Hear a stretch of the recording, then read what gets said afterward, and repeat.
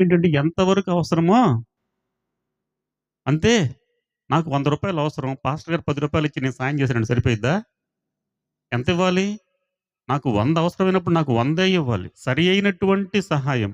రూ. 10 ఇచ్చేసి మాస్టర్ నేను రూ. 100 ఇచ్చాను. ఎంత సహాయం చేశానంటే ఎలాగా? సహాయం చేశారు గానీ సరి అయినటువంటి కావలసినంత రీతిలో సహాయము చేయట్లేదు. మానసిక శాస్త్రం సైకాలజీ అంటారు. దాంట్లో పెళ్లి అనే దాని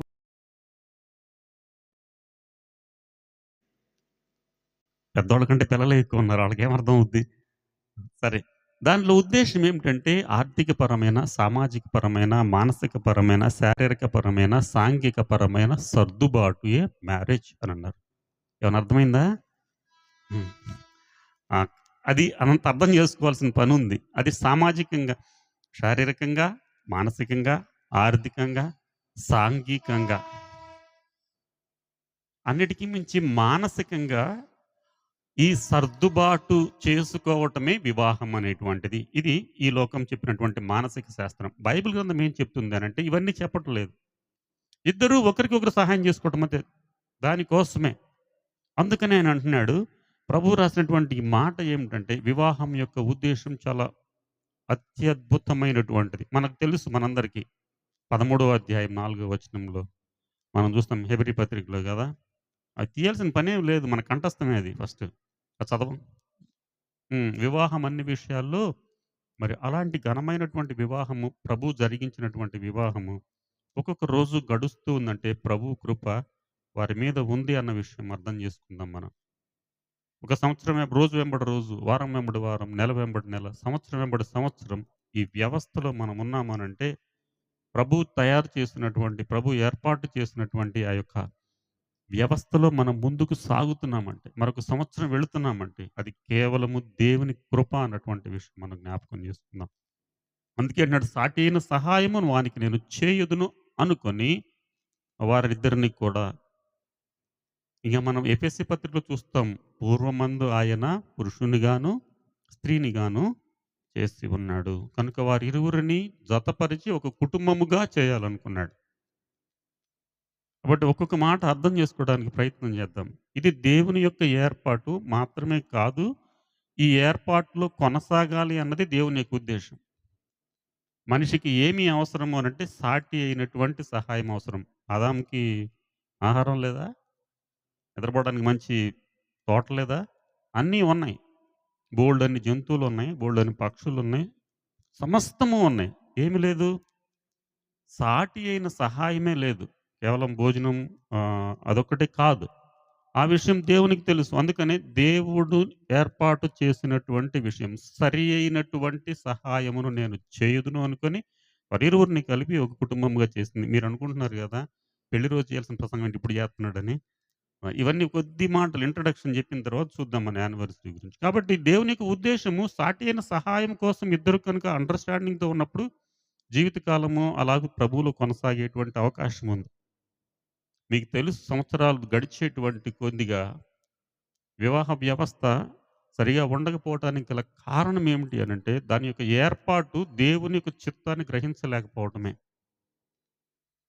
రాను రాను పరిస్థితులు ఎలాగో మారిపోతూ ఉన్నాయి. మనందరం తెలిసినటువంటి విషయాలు. కొత్తగా మనం చెప్పాల్సిన పని లేదు. ఎందుకు అనంటే ఒకే కారణం ఏమిటంటే దాని ఉద్దేశ్యం తెలుసుకోవట్లేదు. దాని ఉద్దేశ్యం తెలియకుండా. నేనొకటి ఉద్యోగం చేస్తున్నాను నేను. నేను ఉద్యోగం ఎందుకు చేస్తున్నాను? నేను నేను చేసే ఉద్యోగం యొక్క నాకొక జాబ్ చార్ట్ అనేది ఉంటది. ఆ పనులు డెఫినిట్‌గా నేను చేయాలి. నేను చేయను అంటే కుదరదు. నేను ఎందుకు నియమించబడ్డాను ప్రభుత్వం చేత అనంటే, ఈ పనులు చేయాలి. అవి నేను చేయను అనంటే, అవి నాకు తెలియకుండా నాకు తెలీదు అనంటే, ఆ ఉద్యోగానికి నేను అర్హుడిని కాదు.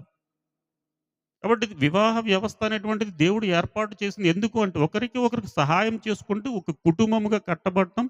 మూడవ అంశం ఏమిటంటే, ఇది పరలోకానికి సాదృశ్యంగా ఏర్పాటు చేయబడినటువంటిది. చాలామంది పౌలు గారు సూటిగా రాసిన మాట ఏంటంటే, శారీరకమైన సుఖాల కోసం చేసినటువంటిది కాదు. పరలోకములో యుగయుగాలు జరగబోయేటువంటి రాబోయేది ప్రభు వచ్చిన తర్వాత అంతము లేనటువంటి సంవత్సరాల్లో జరగబోయేటువంటి దానిని భూలోకంలో ఒక సాదృశ్యంగా ఆయన ఏర్పాటు చేసి ఉన్నాడు. ఈ విషయాన్ని మనం చాలా సార్లు గమనించట్లేదు. వివాహం అంటే ఏదో వయసొచ్చిందనో, ఉద్యోగం వచ్చిందనో లేకపోతే ఏదో కారణాల చేత వివాహం చేస్తున్నారు గానీ బైబిల్ ఏం చెప్తుంది? ఒకరికి సాటి అయినటువంటి సహాయముగా ఉండటం కోసం ఒక కుటుంబ వ్యవస్థ అనేటువంటిది పరలోకానికి సాదృశ్యంగా ఉన్నటువంటి ఛాయా రూపములో ఉన్నటువంటిది. ఇప్పుడు ఆ కుటుంబంలో దేవుడు మనల్ని మరొక సంవత్సరం నడిపిస్తున్నాడు అనంటే దేవునికి ప్రణాళికలో మనం ఉన్నామన్న విషయం జ్ఞాపకం చేసుకుందాం. కాబట్టి ఏమంటున్నాం? ఒకరికి ఒకరు సహాయం చేసుకోవటం. ఒకరికొకరు సహాయం. ఎవరికెవరు సహాయం చేయాలి? ఒకరికి ఒకరు అంటే ఇద్దరికి, ఇరువురికి భార్యకి భర్త, భర్తకు భార్య. అలాగున ఉన్నప్పుడే మన పక్కనే రైల్వే ట్రాక్ ఉంది గదా! ఎప్పుడైనా కలుసుకుంటాయా 2? అయి కలుసుకుంటే మనం ఉండం ఇంక అక్కడ ఆ ట్రైన్‌లో. అవి కలుసుకోకూడదు. అలాగే ఉండాలి. కాబట్టి వివాహ వ్యవస్థ అనేది 2 పట్టాలు లాంటిదే. మనకు భాష మన స్థానిక భాషలో మనం మాట్లాడుకోవాలి అనంటే. అంటే బండి నడవాలి అనంటే 2 పట్టాలు స్ట్రాంగ్‌గా ఉండాలి. ఒకదానికొకటి సహాయం. నీకు నాకు పట్టలేదు 2 పట్టాలు ఇటెళ్ళిపోతే పరిస్థితి మరో రకంగా ఉంటది. కాబట్టి బైబిల్ గ్రంథంలో 2, 3 మాటలు చూద్దాం. మొదటిది సహాయం చేసుకుంటూ ఉండాలి. ఎంతవరకు అనంటే అంతము వరకు. ప్రభువు వచ్చే వరకు. ప్రభువు ఆయుష్ ఇచ్చినంత వరకు కూడా ఆ వ్యవస్థలో ముందుకు అందుకే అంటున్నాడు గృహమును ఆ! విత్తమును, పితరులిచ్చిన స్వాస్థ్యమును. గృహం అంటే మీరనుకుంటున్నారు ఇల్లు కట్టుకోవడం అనుకుంటున్నారు. పెళ్లి కానోడు ఇల్లు కట్టుకుంటే దాన్ని గృహం అంటారా? ఇల్లు కట్టుకున్నారంటాడు. ఒక ఇంటి వాడివయ్యావు అనంటే అర్థం ఏంటి? ఒక ఇంటి దానివయ్యావు అనంటే ఇక్కడ గృహము అంటే ఉద్దేశ్యం ఏంటంటే, వివాహ వ్యవస్థలో వారిరువురు ఏర్పాటు చేయబడ్డారు అని. సో, గృహమును, విత్తమును, పితరులిచ్చినటువంటి స్వాస్థ్యము దేవుడిచ్చినటువంటి బహుమానం. ఈ బహుమానాన్ని మనం చాలా జాగ్రత్తగా మనం కాపాడుకోవాలి. వివాహ వ్యవస్థ అనేటువంటిది దేవుడిచ్చినటువంటి ఒక గిఫ్ట్. మీకు తెలుసు చాలా సార్లు మనకు చూస్తా ఉంటాం. డబ్బులుంటాయి, ఆస్తి ఉంటది, అంతస్తు ఉంటది. కానీ వివాహాలు కావు. అన్నీ ఉంటాయి. ఉద్యోగాలుంటాయి, డబ్బులు, సమస్తం అన్నీ ఉంటాయి. కానీ వివాహ వ్యవస్థ వివాహాలు కాకపోవడానికి కారణం ఏమిటో మనకు తెలీదు గానీ, ఇక్కడ రాసిన మాట ఏంటంటే, మీకు వివాహం జరిగింది అనంటే, ఈరోజు యానివర్సరీ చేసుకున్న వాళ్ళు కాదే మిగతా వాళ్ళు కూడా ఆలోచన చేద్దాం. ఇది దేవుడిచ్చినటువంటి ఒక బహుమానం. ఈ బహుమానాన్ని నువ్వెలా ఉంచుతున్నావు? ఆ ఒక మాట ఆలోచన చేద్దాం. మనకు గిఫ్టొచ్చిందనుకోండి, దాన్నేం చేస్తాం? అది రూపాయిది కావచ్చు, రూ. 10 కావచ్చు, రూ. 2 కావచ్చు, రూ. 10 కావచ్చు. ఆ బహుమానాన్ని చాలా జాగ్రత్తగా, పదిలంగా తరతరాలకు అందించటానికి దానికొక షోకేస్ కట్టేసి, అద్దాలు దాంట్లో పెట్టేసేసి దాన్ని చూసుకుంటాం. ఎవడన్నా దాని పేరు చూడకపోయినా గాని చెప్తాం. ఇదిగో నాకు పలానప్పుడు గిఫ్టొచ్చింది. కబడ్డీయో, క్రికెట్‌లో ఎవడో ఆడితే మనకు కూడా వచ్చేదుంటది. అది అయినా గాని దాన్ని జాగ్రత్తగానెక్కడ బట్ ఆ వివాహ వ్యవస్థని కాపాడుకోవాల్సినటువంటి అవసరత ఎందుకు అనంటే, నీకిచ్చినటువంటి బహుమానం. It's a gift from your almighty God. దేవుడు నీకిచ్చినటువంటిది. దాన్ని చులకనగా చూసేటువంటి పరిస్థితులు ఉండకూడదు అనేటువంటి మాట దేవుడు తెలియజేస్తున్నటువంటి మాట చూద్దాం చూడండి. హెబ్రీ పత్రికలో చూస్తే మత్తయి సువార్తలో ఒక మాట చదువుదాం. 19వ అధ్యాయం 6వ వచనంలో చూస్తున్నాం.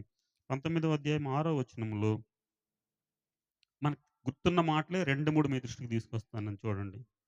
మత్తయి సువార్త 19వ అధ్యాయము. ఆ! హ్మ్.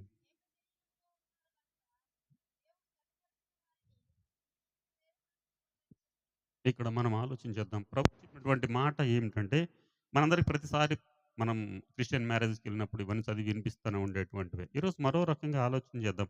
ప్రభు అంటున్నటువంటి మాట ఏమిటంటే, వారిరువురు కాదు ఏక శరీరమై ఉన్నారు. ఫస్ట్ మాట మీ దృష్టికి తీసుకొచ్చాను. It's an adjustment between 2 persons. ఇద్దరు వ్యక్తుల మధ్య ఉన్నటువంటి సర్దుబాటు అని అంటున్నాడు. ఆ ఇద్దరు మనుషులు ఏక శరీరం అవుతున్నారు అనంటే, ఇప్పుడు బైబిల్ పరంగా ఒక మాట మీ దృష్టికి తీసుకొనొస్తాను. భార్య అనంటే సంఘము అనే మాట మనందరికీ తెలిసిందే. భర్త అనంటే మన ప్రభు అయినటువంటి యేసుక్రీస్తు వారు అనే మాట. ఎఫెసీ పత్రికలో 6వ అధ్యాయంలో ఆయన రాస్తూ ఉంటున్నాడు. 5వ అధ్యాయం, 6వ అధ్యాయాల్లో రాస్తూ ఆయన అంటున్నాడు. ఈ మాట రాస్తూ ప్రజలనుకుంటున్నారు వారిరువురు ఏక శరీరం అనే మత్తయి సువార్తలో రాసి ఉంది. కానీ నేను మాట్లాడిన ఉద్దేశ్యం ఏమిటి అనంటే, ఇది క్రీస్తుకును, సంఘమునకు ఉన్నటువంటి సంబంధం గురించి మాత్రమే నేను జ్ఞాపకం చేస్తానంటున్నాడు. ఆ మాట కూడా చదువుదాం. ఇక్కడ వారిరువురు ఏక శరీరం అయ్యారు అనంటే, వివాహ వ్యవస్థ అనేటువంటిది పరలోకములో ఉండబోయేటువంటి దానికి ఈ లోకంలో ఛాయ అని చెప్పినప్పుడు, నిరంతరము ప్రభువుతో నివసించాలి అనేటువంటి ఉద్దేశ్యం కలిగి ఉన్నప్పుడు, భార్యాభర్త ఏక శరీరం అంటే వారిరువురు కూడా నిరంతరం జీవించి ఉండాలన్నది దేవుని యొక్క ఉద్దేశ్యం. చాలా సార్లు ఏమంటారంటే, "పెళ్లయిందిగా మీ అమ్మ, మీ నాన్న ఎందుకింకా" అంటారు. మనం ఆలోచించేదంతా ఇక్కడే. చాలా సార్లు అంటూ ఉంటాను నా భార్య గూడా, "బైబిల్ తెలుసు కదా! నీకు బైబిల్ చెప్తావు కదా! మా మా ఆదికాండంలో ఏముంది? మీ అమ్మ, నాన్న వదిలేసి" అలా మన అంత ఉండాలి. మంచి ఆలోచనే గదా! ఇదేనా ప్రభువు చెప్తుంది? మీ అమ్మా, నాన్న వదిలేసి రావాలి. బైబిల్‌లోనే ఉందది. నీకు అర్థం చేసుకోవడం చేత కాకపోతే మనమేం చేయగలుగుతాం దానికి? పురుషుడు తన తల్లిని, తండ్రిని విడిచిపెట్టి ఏం చేస్తాడు? కొద్దిగా బైబిల్‌లో విషయం ఆలోచన చేయనా? మీ దృష్టికి తీసుకొని రానా? మీ తండ్రి అయిన అపవాది అని ఉంది బైబిల్ గ్రంథంలో. జాగ్రత్తగా వినండి. ఆ ఉద్దేశంతో పాటు బైబిల్‌ని కూడా కొద్దిగా ఆలోచన చేద్దాం. తన తల్లిని, తండ్రిని విడిచిపెట్టువాడు అనంటే మీ తండ్రి అయిన అపవాది అని ఉంది. కాబట్టి విడిచిపెట్టాల్సింది ఎవరిని? కన్న అమ్మ బాబుల్ని గాదు. మీ తండ్రి అయినటువంటి అపవాదిని, మీ తండ్రి వాడు. కాబట్టి వాళ్ళని విడిచిపెట్టమంటే మనం ఫిజికల్‌గా వర్డ్స్ ప్రకారంగా జూసుకొని, ఆత్మ సంబంధంగా ఆలోచన చేయకుండా, మీ అమ్మ, మీ నాన్న వదిలిపెట్టేసిరా, మనం ఇద్దరమే ఉందాం. మన ఇద్దరం కన్నా మన పిల్లలు ఎదుంటారు. ఇంతే ఇదే జీవితం అనుకుంటున్నారు. కానీ కాదు. ఇహ సంబంధమైనటువంటి సాతాను సంబంధమైనటువంటి క్రియలను విడిచిపెట్టి సంఘముగా ఉన్నటువంటి స్త్రీ ప్రభువు కోసం కన్యక ప్రభువు కోసం ఎదురు చూస్తూ ప్రభు వచ్చినప్పుడు ప్రభువుతో కలుసుకొని పరలోకంలో ఎలాగైతే ఇహలోకంలో ఒక కన్యక, ఒక పురుషుడు కలిసి ఒక కుటుంబముగా ఉండి నిరంతరం జీవించాలనే ఆలోచన కలిగి ఉన్నారు. ఈ సంఘము ప్రభువుతో ఉన్నటువంటి సంబంధం మీరు చూడబోయేటువంటి దానికి ఛాయ మాత్రంగా ఉంటుంది అని అంటున్నాడు. అర్థమైందా ఇప్పుడు? కనుక సంఘం అనేటువంటిది నిరంతరము ప్రభువుతోనే కలిసి ఉండాలి. భార్యాభర్త ఫిజికల్‌గా కలిసి ఉండాలి అనంటే నేను మొదటే చెప్పాను. శారీరకమైనటువంటి క్రియల కోసం మాత్రమే కాదు. అది ఒక భాగం మాత్రమే. మూడో అధ్యాయంలో చూస్తాం ఆదికాండంలో మీరు ఫలించి అభివృద్ధి పొంది విస్తరించుడి అన్నటువంటిది ఒక పాయింట్. కాబట్టి దేవుడిచ్చేటువంటి మాట ఏమిటి అనంటే ఇక్కడ రాసినటువంటి మాట ఎఫెసీ పత్రికలో ఇది క్రీస్తును గూర్చి, సంఘమును గూర్చి చెప్తున్నటువంటి మాట. కనుక సంఘానికి వేరుగా లేక సంఘము క్రీస్తుకు వేరుగా ఉండి మీరేం చేయలేరు. యోహాను సువార్తలో మనం చూస్తాం. మీరు నాకు వేరుగా ఉండి ఏమి చేయలేరు అనంటే అర్థం ఏమిటంటే సంఘము క్రీస్తుతో సంబంధం లేకుండా ఉండలేదు. అలాగే భార్య ఇహపరంగా భర్తతో సహసంబంధం లేకుండా ఉండలేరు అని అంటున్నాడు. ఆదికాండంలో ఉన్నటువంటి ఆ మాటలు తీసుకొచ్చి ప్రభువారిని చాలా సార్లు విసిగిచ్చారు వివాహం గురించి. ఆయన ఎలాగైనా ఏం మాట్లాడతాడో మోషే ధర్మశాస్త్రానికి వ్యతిరేకంగా మాట్లాడతాడేమోనని. కానీ ప్రభువు అన్నట్టు మాట ఏమిటంటే ఇదంతా కూడా దేవుని యొక్క కృప చేత మీకు ఇవ్వబడినటువంటి ఈ బహుమానము. సాక్షాత్తు పరలోకమే దానికి సాదృశ్యంగా ఈ లోకంలో మీరు జీవించండి. పరలోకంలో జరగబోయే దాన్ని మీరు ఈ లోకంలో అనుభవించండి అని అంటున్నాడు. ఆ విషయాన్ని అర్థం చేసుకోలేక వివాహ వ్యవస్థ గురించి ఫిజికల్‌గానో లేతే డబ్బు మీదో, ఇంకో దాని మీదో మనస్సు ఉండడం వలన ఏమవుతున్నారు? వివాహ వ్యవస్థ కొద్దిగా ఇబ్బందికరంగా మారడానికి గల కారణం అదే. ఉద్దేశ్యం వేరు. దేవునికి ఉద్దేశ్యం ఒకరికొకరు సహాయంగా ఉండి, ఒక కుటుంబముగా ఉండి, వారు నిరంతరం జీవిస్తూ, వారు ఫలిస్తూ, అభివృద్ధి పొంది, విస్తరిస్తూ, నాతో యుగయుగాలు ఉండాలన్నది దేవుని యొక్క ఉద్దేశ్యం. నాతో మీన్స్ దేవునితో. అయితే ఇక్కడేమైంది? ఒకరు సహాయం చేయకపోగా ఏం చేసుకుంటా ఉంది వివాహ వ్యవస్థ అనంటే, ఆ మాట కంటే ఇంకొద్దిగా ముందుకు వెళితే దేవుని మాటను నిర్లక్ష్యం చేస్తున్నటువంటి వారు. మా ఇష్ట ప్రకారంగా చాలా సార్లు మనం గమనిస్తా ఉంటాం. వివాహాలు చేసుకునేటువంటి సమయంలో బైబిల్ గ్రంథంలో చెప్పినటువంటి మాట విశ్వాసినే చేసుకోవాలనే మాట ఎందుకు అనంటే కొంతమంది అంటారు ఏమంటారంటే, మరి అంత స్వార్థమా అని అంటారు. కాదు. ఇద్దరు ప్రభువునందు ఉన్నప్పుడు పొరపాట్లొచ్చినప్పుడు అడ్జస్ట్ అవ్వటానికి, దేవుని మాట వినటానికి. చాలా సార్లు మనం ఏమంటామంటే, నేను ఎవడి మాట ఇనను అంటాం. ఎవడినమన్నాడులే గాని, ఎవడినమన్నాడు? ఎవడి దారి ఆడిదే. ప్రభు చెప్పిన మాట ఏమిటి అనంటే, దేవుని మాట వినేటువంటి వాళ్ళు. చాలా సార్లు ఒక చిన్న మాట మీ దృష్టికి తీసుకొస్తాను. భార్యాభర్త ఇద్దరు ఏకంగా ఉన్నటువంటి సమయంలో ఎలాగూ కలిసి ఉండగలరు? ఆధ్యాత్మికంగా, శారీరకంగా, మానసికంగా, ఆర్థిక పరంగా, సాంఘిక పరంగా 2 వేరు వేరు ప్రాంతాల నుంచి వచ్చినటువంటి వాళ్ళు కలిసి జీవించడం ఎంత కష్టమో ఆలోచన చేయండి. It's an adjustment between 2 persons. ఫిజికల్‌గా, మెంటల్‌గా, స్పిరిచ్యువల్‌గా అన్ని విషయాలు. కాబట్టి ప్రభువుకు లోబడినటువంటి వాళ్ళు ఏం చేస్తారంటే వారిని సమర్థించుకొనడానికి అవకాశం ఉంది. అందుకే అని అంటున్నాడు. వారికి సాటి అయిన సహాయం నేనిచ్చినప్పుడు, ఆ సహాయం నిరంతరం నిలిచి ఉంటుంది. రిబ్కాను గురించి మనం ఆలోచన చేద్దాం ఈ సందర్భంలో. రిబ్కా ఒకసారి ఎక్కడికొచ్చింది? ఇస్సాకు గారింటికొచ్చిన తర్వాత మరి తిరిగి ఎన్నడూ కూడా వెనక్కి వెళ్ళలేదు. ఎందుకు వెళ్ళలేదు అనంటే, ఇస్సాకు గురించి రాసినటువంటి మాట తన తల్లిని గురించినటువంటి బాధ నుంచి నివారణ కలిగించాడు. సాటి అయినటువంటి సహాయం. తన మదర్ చనిపోయింది. ఇస్సాకు గారి మదర్ చనిపోయిన తర్వాత ఆయన ఎంతో వేదన అనుభవించినటువంటి సమయంలో తన భార్య తల్లి యొక్క ప్లేస్‌ని రీప్లేస్ చేసింది. కాబట్టి దేవుని యొక్క ఉద్దేశం ఎరిగినటువంటి స్త్రీ. వాళ్ళ అమ్మ, నాన్న అంటున్నారు, వాళ్ళ అన్నయ్య అంటున్నారు. ఆ! దేవుని చిత్తం ఏదుందో అది జరిగించండి. మేము అవునని గాని, కాదని గాని చెప్పలేం. ఇలాంటి వివాహ వ్యవస్థను ఏర్పాటు చేసిన దేవుడు సంవత్సరం వెంబడి సంవత్సరం మనల్ని అందులో నడిపిస్తున్నాడు అనంటే ఇది కేవలం దేవుని యొక్క కృప అన్న విషయం జ్ఞాపకం చేసుకుందాం. ఎందుకు అంటే రిబ్కా దేవుని యొక్క ఉద్దేశం ఎరిగింది.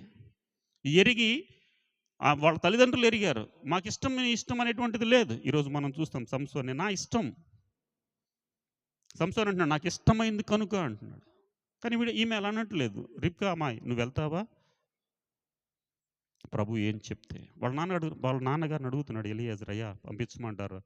ఇలాగ మా యజమాని కుమారుడికి అనంటే, ఇది యెహోవా వలన కలిగిన కార్యం కాబట్టి మేము అవునని గాని కారణం ఏమిటి అనంటే, వివాహ వ్యవస్థ యొక్క ఉద్దేశ్యం ఏమిటో వాళ్ళు ఎరిగి ఉన్నారు కాబట్టి, డెసిషన్ తీసుకోవడానికి మాకు అవకాశం లేదు. ఇది ప్రభు కార్యం కాబట్టి, ఒక్కసారి ఆ పిల్లని అడగండి. అడిగితే ఓకే. మరి ఎన్నటికి నీ వెనక్కొచ్చినట్టుగా బైబిల్ గ్రంథంలో కనపడదు మనకి. రిబ్కా గారి గురించి మనం ఆలోచన చేస్తే. కారణం ఏంటి? దేవుని చిత్త ప్రకారంగా 2వ అధ్యాయం 18వ వచనంలో రాసినటువంటి ఆదికాండములో సాటి అయిన సహాయకారిగా నేనుండాలి అన్నప్పుడు ఏం చేసిందంటే రీప్లేస్ చేసింది తల్లి యొక్క ప్లేస్‌ని. మ అద్భుతమైనటువంటి మాట చదవండి తర్వాత 3వ అధ్యాయం 4 ఇస్సాకు గారు వెళ్ళినప్పుడు తన తల్లిని గూర్చినటువంటి బాధ నివారణ పొందాడు అని అంటున్నాడు.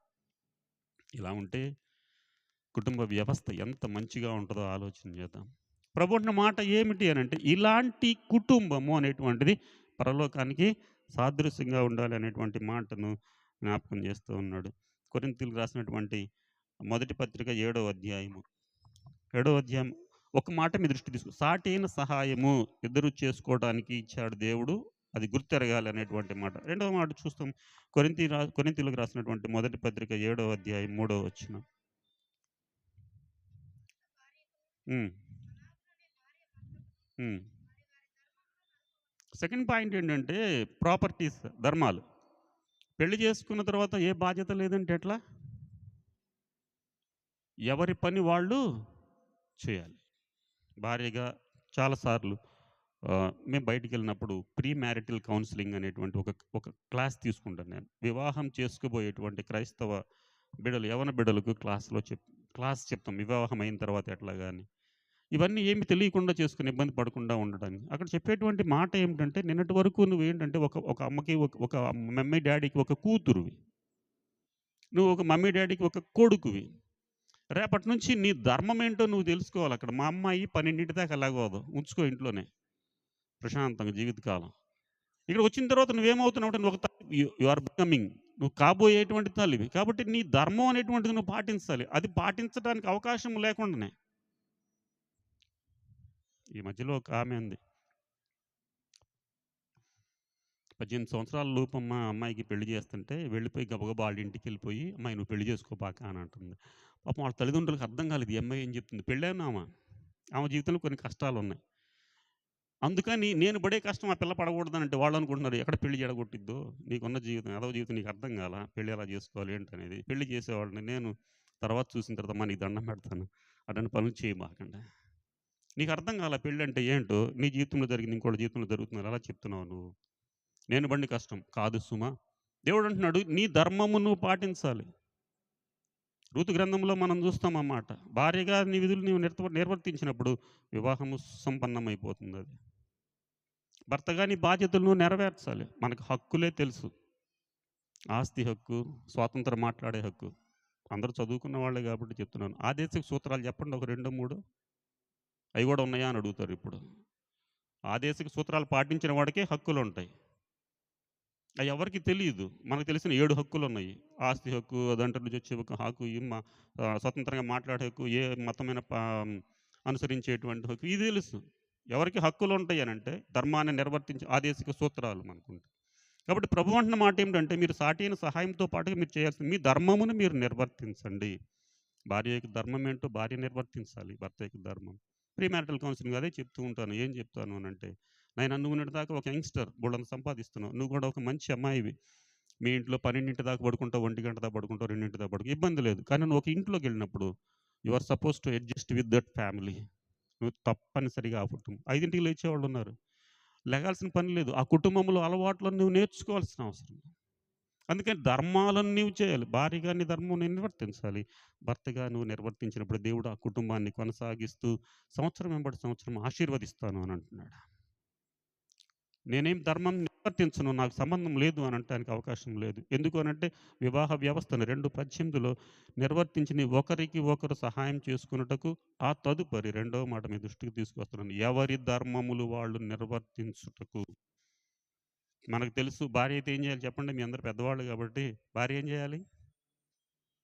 మీరు చెప్పరు కదా! భార్య ఏం చేయాలి? అమ్మ అంత దూరం వద్దమ్మా. పొద్దున్నే లేచి ఇయన్నీ ఎందుకు లేని పని గూడా. ఆ! 2 మాటలే ఒకటి చెప్తున్నాడు. నీ భర్తకు లోబడి ఉండాలి అని అంటున్నాడు. మళ్ళీ నేను ఈ లోకంలో ఉన్నటువంటి వీటి గురించి మాట్లాడట్లేదు. కొద్దిగా ముందుకు వెళ్ళు. ప్రభు అంటున్నాడు సంఘము క్రీస్తుకు లోబడి ఉండాలి. భార్య కుటుంబం నేను లోబడి ఉండను అనటానికి కారణం ఏంటంటే ఫైనాన్షియల్ ఇన్‌ఫ్లుయెన్సెస్ అనేవి ఫైనాన్షియల్ మ్యాటర్స్ అనేవి ఇన్‌ఫ్లుయెన్స్ చేస్తున్నాయి. ఒకప్పుడు పాతకాలంలో భర్త సంపాదించాలి. ఈరోజు భర్తగా భార్య ఇద్దరు సంపాదిస్తున్నారు కాబట్టి నాకేంటి? తల్లిదండ్రులు కూడా అలాగే తయారయ్యారు. నీకేంటే నేనున్నాను. ఇప్పుడు అలా కాదు. ప్రభు చెప్పినటువంటి మాట నువ్వు సంపాదిస్తున్నావా? ఏం చేస్తున్నావా? లేకపోతే ఆస్తులున్నాయి, అంతస్తులున్నాయి ఇవన్నీ కాదు. నువ్వు నిర్వర్తించవలసిన పనులు క్రీస్తుకు సంఘం ఎలాగూ లోబడి ఉందో భర్తకు భార్య ఎలాగూ లోబడి ఉండాలి. మరి భర్తలకి ఇచ్చినటువంటి మాట వచ్చిన వెంబడి సమయం అయితే నా వెనక పాస్టర్ గారు ఉన్నారు కాబట్టి చకచకా చెప్పేస్తున్నాను. భర్తకు చెప్పినటువంటి మాట ఏమిటంటే భర్తకు చెప్పినటువంటి మాట ఏంటంటే నీ భార్యను చాలు అదొక్కటే. ఎక్కువ దూరం వెళ్ళట్లేదు. ఒకటి ఎంతగా ప్రేమించాలి. ఒక చిన్న మాట చెప్పి నేను ముందుకు వెళ్తాను. భార్యను ప్రేమించాలి అని ఎందుకు అంటున్నారు అనంటే చాలా సంవత్సరాలు నాకు అర్థమై చావలా. మనందరం మనుషులం కాదా? ఏంటి అనంటే ఎందుకు ప్రేమించాలి? ఎలా ప్రేమించాలని బైబిల్ గ్రంథంలో ప్రేమించే భార్య ప్రేమించకూడదా? భర్తే ప్రేమించాలా? నాకు చాలా సంవత్సరాల తర్వాత అర్థమైనటువంటి విషయం ఏంటంటే, క్రీస్తు తన సంఘము కోసం, తన సంఘము ముడత అయినను, మచ్చ అయినను లేకుండా ఉండటం కోసం, తన స్వరక్తమిచ్చి సంపాదించేటువంటి సంఘం కోసం తన ప్రాణం అర్పించాడు. మగవాళ్ళు జ్ఞాపకం చేసుకోనండి, భార్య అది మంచిది కాదండి. అది నా మాట ఇందండి. అయన్నీ అనవసరమైన విషయం. మీకు కొద్ది కష్టంగా ఉన్నా, మనకు కష్టంగా ఉన్నా, వాళ్ళు ఏం చేసినా భరించాలి. నా భార్య అంటది, కొద్ది కష్టం వచ్చిందనుకోండి, పెళ్ళిప్పుడు ప్రమాణం చేసావు కదా! భరించేవాడే భర్త అని అంటది. ఓరి నాయన! ఇది ఒక్కటే గుర్తుంది. పెళ్ళప్పుడు చేసిన ప్రమాణం ఒకటే, మిగతా ఏం గుర్తులేవు. ఎంతవరకు భరిస్తానంటే భరించాలంతే. ఇది కరెక్ట్ కాదు. లేదు నువ్వు భరించాలంతే. నాకు అర్థమైంది. ప్రభు నేను చెడ్డవాడిని, నేను పాపిని, దౌర్భాగ్యుడిని, పనికిమాలిన వాడిని. అలాంటి నా కోసం నేను ఇంకా పాపములో ఉన్నప్పుడు క్రీస్తు నా కోసం చచ్చిపోయాడు. ఆ సంఘం అనేటువంటిలో ఒక భాగముగా ఉన్నటువంటి నా కోసం నేను మంచివాడైన తర్వాత జగన్మోహన్ రక్షించబడి బాప్తీసం తీసుకుని సంఘములో ఉండి దేవుని బిడ్డగా ఉన్నప్పుడు చనిపోలే. వాడు పాపములో ఉన్నప్పుడు, దేవునికి దూరంగా ఉన్నప్పుడు, చెడ్డవాడుగా ఉన్నప్పుడు అప్పుడు చచ్చిపోయాడు. ఈరోజు నీ భార్యను నువ్వు ఎంతగా ప్రేమించాలి అనంటే పొరపాటు చేసేయొచ్చు. తప్పు చేయొచ్చు. తప్పు మీన్స్ నా ఉద్దేశ్యం మీరు ఎక్కడ దూరంగా వెళ్ళకండి. ఒకవేళ మాట వినకపోవచ్చు. ఏ విషయంలో నీకు కోఆపరేట్ చేయకపోవచ్చు. అందుకనే దేవుడు ఎంత గొప్పగా రాసి ఉంచాడంటే నువ్వు తప్పనిసరిగా నువ్వు భరించాలి. ఎందుకు భరించాలి? నాకు అర్థమైన మాట. క్రీస్తు ప్రభువు సంఘము కోసం తన రక్తాన్ని కార్చి చిందించి సంఘం లోబడుతుందా ఏమన్నా? లోబడిందా ఏమన్నా సంఘం ఎప్పుడన్నా? ఒక్కసారి మీరు ఎప్పుడైనా ఖాళీ ఉన్నప్పుడు ఇర్మియా గ్రంథం చదవండి ఒక్కసారి. ప్రతిసారి ఇశ్రాయేలీయులు సంఘం దగ్గర కొద్దిసారి ఇశ్రాయేలు పెట్టుకుందాము కొద్దిసేపు. ఎప్పుడన్నా ఇశ్రాయేలు మాట విన్నారా? ఎర్ర సముద్రం దాటిన తర్వాత మాంసం కావాలన్నారు. మాంసం తర్వాత మంచినీళ్ళు కావాలన్నారు. దూడను తీసుకొని ఇదే అన్నారు. ప్రభు వదిలిపెట్టాడా? చాలా కఠినమైన మాటలు ఉన్నాయి. నేను ఆ మాటలు ఇర్మియా గ్రంథంలో ఇప్పుడు చెప్పలేను. కానీ అయినప్పటికీ నిన్ను తీసుకొచ్చి రక్తంతో ఉన్నటువంటి నిన్ను గుడ్డతో తుడిచి, పసిగుడ్డును తుడిచినట్టు తుడిచి, కన్యకగా నిన్ను వివాహం చేసుకొని నీకోసం నా ప్రాణం అర్పించాను అంటున్నాడు. మనకు భర్తగా చేయాల్సిన పని ఏమిటంటే నీ భార్య డెఫినెట్గా నీకు ప్రభువు ఇచ్చినటువంటి భార్యను నువ్వు ప్రేమించాల్సిందే. నీవు దేవుని బిడ్డవైతే.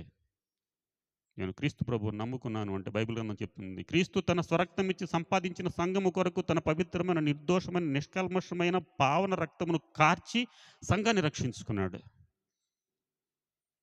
అందుకని ఇద్దరికి 2 డ్యూటీస్ ఇచ్చాడు. వారి వారి ధర్మములు అనంటే డెఫినిట్‌గా నీ భర్తకు లోబడి ఉండుడు ఉందా అక్కడ?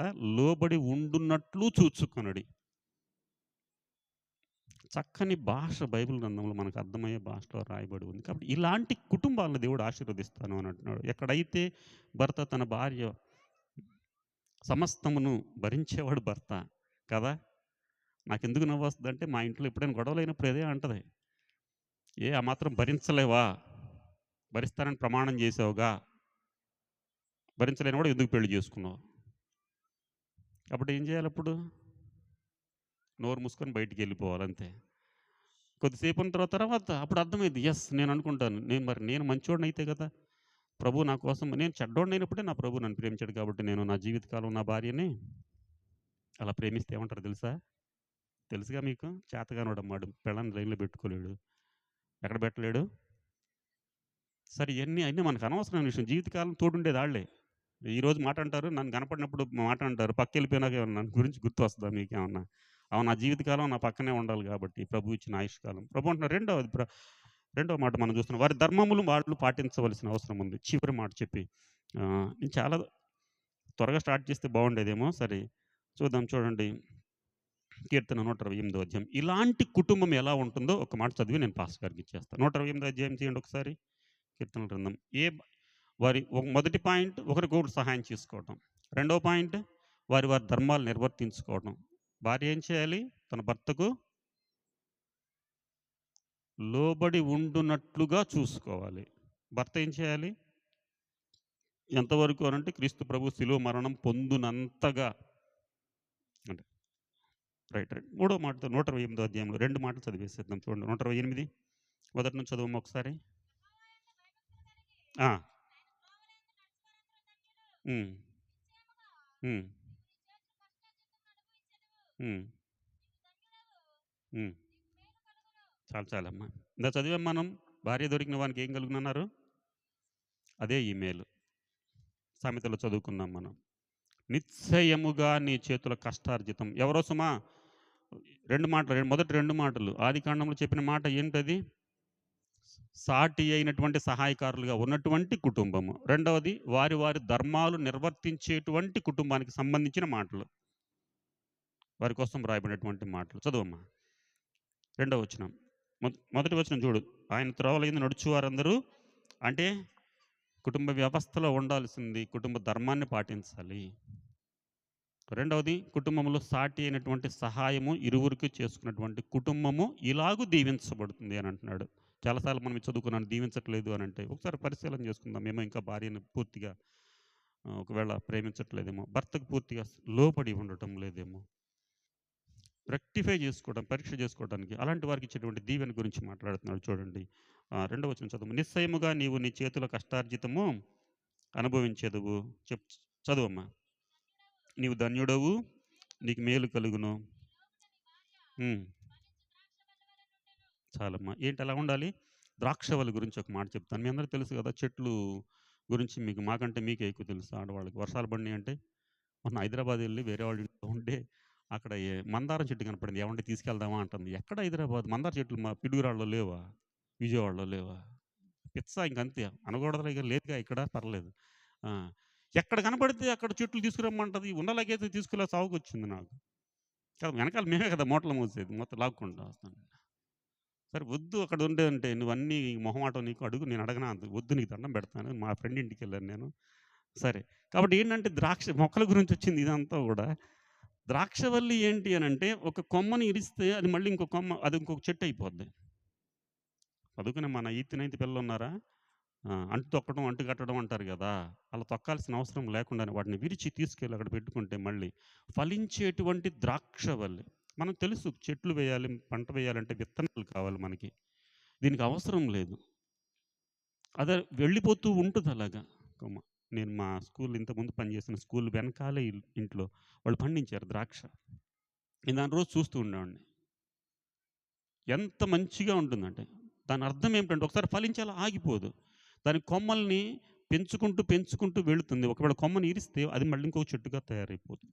నీ భార్య ఎలా ఉంటుంది అనంటే, నీ కుటుంబం ఎలా ఉంటుందంటే విస్తరిస్తూనే ఉంటుంది. దానియేలు గ్రంథంలో రాయబడి ఉంది. ఈ దానియేలు రాజైనటువంటి దర్యావేషు కాలమందును, ఆ తర్వాత వచ్చినటువంటి కాలమందు కూడా వర్ధిల్లుచూనే ఉండెను. సో, రాజులు మారారు, ప్రభుత్వాలు మారారు గానీ, దానియేలు మాత్రం వర్ధిల్లుతూనే ఉన్నాడు. జనరల్‌గా ఒక రాజు ఎళ్ళిపోయినాక నెక్స్ట్ ఎలా ఉంటదో తెలీదు.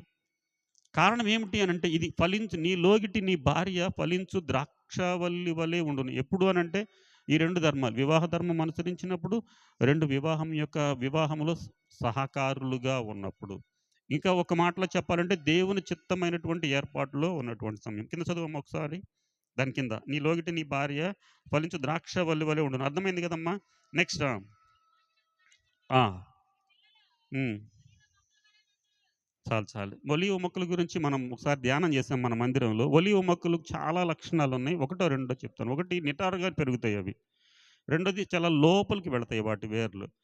అన్నిటికంటే మూడో పాయింట్ ఇంపార్టెంట్ పాయింట్ ఏంటంటే, యెహోవా యొక్క సముఖములో ప్రదీపమునకు దంచి తీసినటువంటి అచ్చమైనటువంటి ఒలీవ తైలముతో దీపం వెలిగించాలి. చాలా లక్షణాలున్నాయి. నీ పిల్లలు ఎలా ఉంటారు అంటే, నిటారుగా ఉంటారు. Straight forward. అంటే అది స్ట్రెయిట్‌గా పెరుగుతాయి. బ్రాంచెస్ ఉండవు. పక్కన కొమ్మలు అలాంటివి తక్కువుంటాయి. నిటారుగా పెరుగుతుంది. రెండోది భూమి లోపలికి నాటుకుంటుంది. కీర్తనల గ్రంథం మొదటి అధ్యాయం 4 వచనం నీటి కారవల ఓరన నాటబడినదై నిరంతరము ఫలమిచ్చు చెట్లు వలె. సోషల్‌లో మాకొచ్చిద్ది సతత హరిత అరణ్యాలు. నిరంతరము ఎప్పుడు కూడా పచ్చగానే ఉంటాయి. మన భాషలో చెప్పనా మీకు? నిత్య కళ్యాణం పచ్చతోరణం. అలా చెప్తే బాగా అర్థమైంది. రైట్? కాబట్టి అలాగుండాలి అనంటే కారణం ఏమిటో ప్రభువు అంటున్నాడు. నీ పిల్లలు అలాగుంటారు. యెహోవా సముఖములో దీపమునకు వెలిగించేటువంటి తైలమునిచ్చేటువంటి బిడ్డలుగా ఉంటారు. 144 అధ్యాయంలో రాసినటువంటి మాట మనం చదువుతాం. మా కుమార్తెలు నగరకై చెక్కబడినటువంటి మూల కంబముల వలె ఉన్నారు. అద్భుతమైనటువంటి మాటలు. ఎవరి అనంటే యెహోవా యొక్క మాట చొప్పున వివాహ వ్యవస్థలో నిలబడి ఉన్నటువంటి వారికి వచ్చేటువంటి ఆశీర్వాదాలు. మనకు తెలుసు. ఇంకో మనం రోజువారీ చూసే మాట మీరు పగలంతా కష్టపడొస్తారు. భార్య కావచ్చు, భర్త కావచ్చు. మీరు తీసుకొచ్చినటువంటి మంచి ఆహారం, బయట తెచ్చినటువంటి ఆహారం కానీ, ఇంట్లో వండిన ఆహారం. ఈ పిల్లలు తింటా ఉంటే వచ్చే ఆనందం దానికి వాల్యూ కట్టగలుగుతామా? పగలంతా పడిన కష్టం. మిరపకాయలు కోసు, కష్టపడు బడిలో ఉన్నా, గుడిలో ఉన్నా, ఎక్కడున్నా అదే కష్టం. కానీ వాళ్ళు తినేటువంటి సమయంలో ఆ తల్లి, తండ్రి చూసేటువంటి ఆ చూపు, ఆ హృదయంలో ఉన్నటువంటి ఆ సంతోషం. నాకు ఆశ్చర్యం ఏమిటంటే నేను పనిచేసిన ఊరు ఇంతకుముందు పనిచేసిన ఊరు చాలా పేదవాళ్ళు. ప్రతిరోజు పనికెళ్తేనే జీతం ఒక్కొక్కడు రూ. 50 తీసుకొస్తాడు. ఒకటో తరగతోడు, రెండో తరగతోడు. నేను ఆళ్ళ పేరెంట్స్‌ని తిడతా ఉంటాను. "మీకెంతొస్తుంది" అనంటే, "ఆళ్ళ కోసమే కదా అయ్యగారు" అంటారు. ఆళ్ళకొచ్చేది రూ. 100 పిల్లలకి. చిన్న పిల్లలు వాటిని హ్యాండిల్ చేయలేరేమో అనే భయమేసిద్ది. తల్లిదండ్రుల యొక్క ప్రేమ ఎలా ఉంటదో ఆలోచన చేద్దాం. మనందరికి తెలుసు వివాహాలైన వాళ్ళు పిల్లలు ఉన్నటువంటి వాళ్ళు. అంటే దేవుడు ఏమంటున్నాడంటే, "నీ బల్లపు చుట్టూ అలాగున ఉంటారు" అని అంటున్నాడు. అలాగుండాలనేటువంటి ఉద్దేశ్యం ప్రభు యొక్క ఏర్పాటులో ఉన్నటువంటి విషయం. కింద వచనం చదవమ్మా త్వరగా. హ్మ్. హ్మ్. యెస్. పరలోకంలో నుండి మనకు సియోను పరలోకములో నుండి దేవుడు నిన్ను ఆశీర్వదిస్తాడు. ఎలాగుండిన వారికి పైనున్నటువంటివి 2 విషయాల్లో మనం చాలా విషయాలున్నాయి. 2 విషయాలు చూసాం. వివాహ ధర్మాన్ని పాటించుకుంటూ వెళ్తూ ఉన్నప్పుడు నీవు అభివృద్ధి చెందుతున్నావంటే, నీవు ఒక ఇల్లు కట్టుకున్నావంటే, నీ పిల్లలు గొప్ప చదువు చదువుతున్నారంటే, నీవు ఉన్నతమైన స్థాయిలో ఉన్నావంటే, సమాజంలో ఒక మంచి పేరుంది అని. బంధుమిత్రుల్లో ఒక స్థాయిలో ఉన్నాము అనంటే కారణం ఏమిటి అనంటే, సియోనులో నుండి యెహోవా నిన్ను ఆశీర్వదిస్తున్నాడు. వివాహ వ్యవస్థ సంవత్సరం వెంబడి సంవత్సరం వెళ్ళిపోతూ ఉన్నామంటే, ఒక్కొక్క కారణం, ఒక్కొక్క కార్యం చూస్తూ ఉంటే. కారణం ఏమిటంటే, నీ దేవుడైన యెహోవా కునుకక, నిద్రపోక నీ కుటుంబాన్ని ఆశీర్వదిస్తూనే ఉన్నాడు. సీయోనులో నుంచి ఆశీర్వదించేటువంటి దేవుడు. నేను మర్చిపోయినా ఒక మంచి పాటుంది మనకి. నేను ప్రార్థన చేసినా చేయకపోయినా దేవుడు దీవిస్తూనే ఉన్నాడు. నేను ప్రభువుని గుర్తుంచుకోకపోయినా ప్రభువు నన్ను దీవిస్తున్నాడు. కారణం ఆయన ఒక్కసారి ఆయన కృప నిరంతరము తరతరములుండును. కారణం ఎప్పుడో నీవు చేసిన ప్రార్థన, నీ తల్లిదండ్రులు చేసిన ప్రార్థన, నీ సంఘం చేసిన ప్రార్థన, నీ కుటుంబం చేసిన ప్రార్థన అది నిరంతరం నిలబడుతూనే ఉందంటున్నాడు. అందుకనే సీయోనులో నుంచి ఆయన ఆశీర్వదించి, మనం పొరపాటు చేయగానే మళ్ళీ ఆశీర్వాదం తీసుకొని, అలాంటి ఆయన మనిషి కాదు. ఆయన ఆశీర్వాదము నిరంతరము నిలిచేటువంటి ఆశీర్వాదం. కింద మాట చదువమ్మా. హ్మ్. ఇప్పుడు నీ జీవితకాలం అంతా యెరూషలేము కింద చదువమ్మా ఇంకా. రైట్. చాలు, చాలు. ఇంక చాలు. నీ పిల్లల పిల్లలను నీవు చూచేదవు. అనంటే దాని అర్థం ఏమిటంటే, ఇశ్రాయేలీయులకి ఇచ్చినటువంటి ఒక వాగ్దానం ఏంటంటే, నిండు ముదుసలిలో వరకు వచ్చు వరకు యెషయా గ్రంథంలో రాస్తూ ఉంటున్నాడు, ముదిమి వచ్చు వరకు నిన్ను ఎత్తుకొని వాడను. అప్పుడప్పుడు మా చిన్నది అంటది, డాడీ ఎత్తుకోవా అంటది. నువ్వేమి ఎల్‌కేజీ అనుకుంటున్నావా ఏమన్నా? బయటికెళ్ళినప్పుడు బస్ స్టాండ్‌లో, రైల్వే స్టేషన్ నిలబడినప్పుడు అంటది, డాడీ ప్లీజ్ డాడీ ఎత్తుకోండి అంటది. దాన్ని ఎత్తుకుంటే నన్ను ఇంకిద్దరు ఎత్తుకోవాల్సొచ్చిన తర్వాత. ఎవడో తెలుసు ఈ బాధ. కానీ ప్రభువు అంటున్నాడు, నీకు ముదిమి వచ్చు వరకు నేను ఎత్తుకుంటాను నిన్ను అంటున్నాడు. అంటే నీ పిల్లల తరము వచ్చు వరకు అనండి. ఎప్పుడు అనంటే చదువుకొని 2 మాటలు మనం చూస్తున్నాం. యెహోవా నిన్ను ఆశీర్వదిస్తున్నాడు. నీ కుటుంబాన్ని గృహం ఇస్తున్నాడు. విత్తము అంటే డబ్బిస్తున్నాడు. పితరులు ఇచ్చినటువంటి స్వాస్థ్యము, తరం వెంబడి తరం వచ్చేటువంటి ఆస్తులు, ఇవన్నీ ఆహ్, దీంతో సమానం ఒక భార్య అంటే. అర్థమైందా? చాలా సార్లు భార్య గురించి చాలా తప్పుగానో, లేకపోతే రకరకాలుగానో ఇంట్లో మాట్లాడుతూ ఉంటారు. నాకు కొన్ని సార్లు విన్నప్పుడు అనిపిస్తది. సరే, అందరం పెళ్ళైనోళ్ళే కాబట్టి పర్లేదు ఏమే అంటారు. ప్రేమతోనే అంటారులే కానీ నాకెందుకో గిల్టీగా అనిపిస్తా ఉంటది. మీ ప్రేమతోనే సుమా అనేది, అలా అనొద్దని అంటాను. నేనెవడిని మీ భార్య కాబట్టి మీరేమన్నా అనుకుంటారు. కానీ కొన్నిసార్లు బస్సుల్లో, ఈ ఫోన్‌లో కూడా తప్పని నేను అనట్లేదు. ఐయామ్ నాట్, నేను డిసైడ్ చేయట్లేదు గానీ. ఇంత వాల్యుబుల్ భార్యను పట్టుకొని ఏమి ఇంక మన భాష వాడుక అదే మీరేంటి మీరు ప్రేమతో అనిపించుకుంటున్నారు. వాళ్ళు ప్రేమతో అంటున్నారు. అందులో తప్పేం లేదు సుమా. సో, కాబట్టి ప్రభు అంటున్నాడు అంత వాల్యుబుల్ అని చెప్తున్నాను. నేను వేరే అనట్లేదు. అనొద్దని అనట్లేదు. అంటాను నేనేమనకండి. అంటే గింటే నా భార్యతో చెప్పాలి. అంత ధైర్యం ఎలాగూ లేదు గదా! కాబట్టి ఇప్పుడేమంటున్నాడంటే, దేవుడు ఇంత వాల్యుబుల్ భార్యనిచ్చాడు. దాన్ని కొద్దిగా కొటేషన్ మార్చి ముందుకు వెళదాం. క్రీస్తు తన సంఘమును అలాగున హెచ్చించెను అని అంటున్నాడు. ప్రభు మనల్ని ఎలా పిలుస్తున్నాడో చూసావా? ఈ రకంగా ఆశీర్వదించేటువంటి ప్రభు, తన రక్తాన్ని ధారపోసినటువంటి ప్రభు సంఘమును, సంఘముకు కిరీటం పెడుతున్నాడు. సామెతల గ్రంథంలో మనం చూస్తాం, 3వ అధ్యాయంలో చూస్తే వివాహ దినమున అతనికి పెట్టినటువంటి కిరీటము, సొలొమోను మహారాజుకు షూలెంది గురించి రాస్తున్నటువంటి ఆ కిరీటం ఎవరంటే సంఘమే. కనుక అట్లాంటి విలువైనటువంటి సంఘముగా ఎంచబడుతున్నటువంటి, సంఘానికి సాదృశ్యంగా ఉన్నటువంటి భార్య అలాగనే దీవించబడుతుంది అని అంటున్నాడు. కాబట్టి ఈ గృహంలో వివాహము, వార్షికోత్సవం జరుగుతున్నటువంటి ఇరువురు కూడా దేవుని యొక్క కృపలో ఉన్నప్పుడు, ఇదిగో నీ భోజన బల్ల చుట్టూ ఒలీవ మొక్కల వలె నీ బిడ్డ, నీ భార్య ఫలించు. ఆదికాండంలో యోసేపు గురించి వెళ్తే ఆహ్, ఫలించేడి కొమ్మ, ఇదిగో నేను దాని నుంచి అదే చూస్తున్నా పైనుంచి. మీరేమనుకుంటున్నారు, రైతు ములక్కాయల కోసం చూస్తున్నాడా? కాదు. చెట్టు ఆళ్ళ ఇంట్లో ఉంది, ఫలాలు మన ఇంట్లో ఉన్నాయి. ఇది యోసేపు గురించి చెప్పిందదే. మీరు అనుకుంటున్నారు కదా! నాకది గుర్తొచ్చింది. ఆహా! ఎంత అదృష్టం మనం ఇలా ఎవరో ఏసారు మనకాళ్ళు. అందుకని మీరు కట్టని ఇళ్లలో ఉంటారు, తవ్వని బావుల్లో ఉంటారు, కాయని చెట్లు, వేయని చెట్టుల్లో ప్రభు ఎంతగా ఆశీర్వదించినటువంటి మనకర్థం కావు ఇవన్నీ గూడా. సో, కాబట్టి ప్రభు అన్నటువంటి మాట ఏమిటంటే, ఈ 2 మాటలు గుర్తు చేసుకుందాం. చాలా మాటలున్నాయి. ఆ 2 మాటలు. కనుక మరి గృహమును, విత్తమును, దేవుడిచ్చినటువంటి స్వాస్థ్యం, అలాగే వివాహ వార్షికోత్సవం జరిగినటువంటి వారి జీవితాల్లో మరింతగా ప్రభువుకు దగ్గరగా ఉండటానికి ఫైనల్ వర్డ్ ఏంటంటే, ఇది క్రీస్తుకును, సంఘమునకు ఉన్నటువంటి విషయము. దాని గురించే నేను మాట్లాడాను అంటున్నాడు. దీన్ని ఫిజికల్‌గా, శారీరకంగా ఉన్నటువంటి విషయాల ద్వారా అన్వయం చేసుకోవద్దనేటువంటి విషయాన్ని పౌలు గారు చాలా సూటిగా, ఇంటికెళ్ళిన చదవండి. మీకు ఒకవేళ 5వ అధ్యాయం 33 నుంచి చదవండి. ఎఫెసీ పత్రికలో ఉన్నటువంటి మాటలు. కాబట్టి అలాగున ఈ కుటుంబాన్ని దీవించాలని, అలాగే ప్రభు వచ్చు పర్యంతము కూడా సంవత్సరం వెంబడి సంవత్సరం జరుపుకుంటూ దేవుడిచ్చినటువంటి ఈ యొక్క వివాహ వ్యవస్థ పరలోకానికి సాదృశ్యంగా ఉందన్నటువంటి విషయాన్ని మనసులో పెట్టుకొని ముందుకు సాగాలని, ఆ ప్రభు సన్నిధిలో మనందరం కూడా ప్రార్థన చేద్దాం. తల్ల వంచని చిన్న ప్రార్థన చేసి పాస్టర్ గారికి సమయం ఇచ్చేద్దాం. దయగలిగిన దేవా, మీకు స్తోత్రం చెల్లిస్తున్నాం. ఈ సాయంకాలపు వేళ మా ప్రియుల గృహంలో చేరి మీ నామాన్ని స్తుతించాం. ప్రియులిద్దరిని కూడా ప్రభువా మీరు ఏకీకృతం చేసి వివాహ వ్యవస్థలో ఉంచి మరొక సంవత్సరము వాళ్ళు వార్షికోత్సవం జరుపుకునేటువంటి గొప్ప అవకాశం ఇచ్చారు. గొప్ప దేవుడు మీరు ఉండబట్టి